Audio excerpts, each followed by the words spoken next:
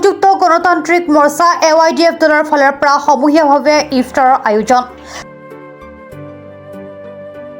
চেঙাৰ বাঘমাৰাছৰ জামে মছজিদত সমূহীয়াভাৱে ইফতাৰৰ আয়োজন কৰা হয়।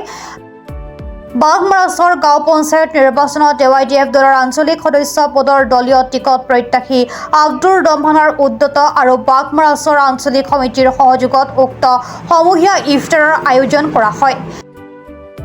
এই সমূহীয়াভাৱে ইফতাৰৰ আয়োজন কৰি বিশ্ব শান্তিৰ বাবে আল্লাহৰ ওচৰত দোৱা বিচাৰি দলীয় নেতা কৰ্মীয়ে কয় যে পবিত্ৰ ৰমজান মাহৰ মাগফিৰাতৰ জৰিয়তে যাতে ৰাজ্য তথা ৰাষ্ট্ৰৰ বিভিন্ন জাতি ধৰ্মৰ মাজত একতাৰ এনাজৰী অটুট থাকে তাৰ বাবেও আশা কৰা পৰিলক্ষিত হয়।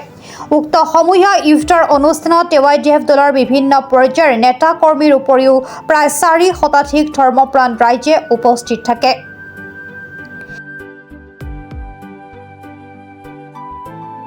আমি বিশেষকৈ মই এজন বাঘমাৰাছৰ স্থায়ী বাসিন্দা আৰু আমাৰ বাঘমাৰাছৰ আঞ্চলিক AYDFৰ সহযোগত আৰু আব্দুৰ ৰহমানৰ উদ্যোগত আমি এখন বিশাল ইফতাৰ পাৰ্টিৰ আয়োজন কৰিছিলোঁ।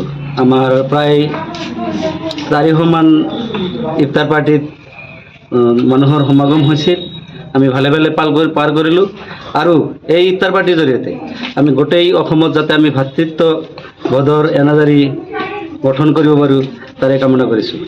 ইছলাম ধৰ্মাৱলম্বী মানুহখিনিৰ পবিত্ৰ ৰমজান মাহ, এই ৰমজান মাহটো হৈছে মহামণ্ডিত ত্যাগৰ মাহ আৰু এই মহামণ্ডিত ত্যাগৰ মাহ উপলক্ষে সৰ্বভাৰতীয় সংযুক্ত গণতান্ত্ৰিক মোৰ্চা AYDF দলৰ বাঘমাৰাছৰ আঞ্চলিক কমিটিৰ উদ্যোগত আৰু অনাগত যিটো পঞ্চায়ত নিৰ্বাচন, এই নিৰ্বাচনত বাঘমাৰাছৰ গাঁও পঞ্চায়তৰ পৰা আঞ্চলিক সদস্য পদত প্ৰাৰ্থিত্ব বিচাৰি আবেদন আগবঢ়োৱা আব্দুৰ ৰহমানৰ সহযোগত এটা ইফতাৰ মেহফিলৰ আয়োজন কৰিছিল আৰু এই মেহফিলৰ জৰিয়তে আমি বিচাৰোঁ যে অল অসমত সদৌ অসমত বিভিন্ন ধৰ্মাৱলম্বী মানুহৰ মাজত আমাৰ যাতে একতাৰ এনাজৰীডাল দৃঢ় হয়, সেই উদ্দেশ্য আগত ৰাখি আমি আজি ইফতাৰ মেহফিলৰ আয়োজন কৰিছিল আৰু আমি ইয়াত মহান স্ৰষ্টাৰ ওচৰত তাৰে প্ৰাৰ্থনা কৰিছোঁ।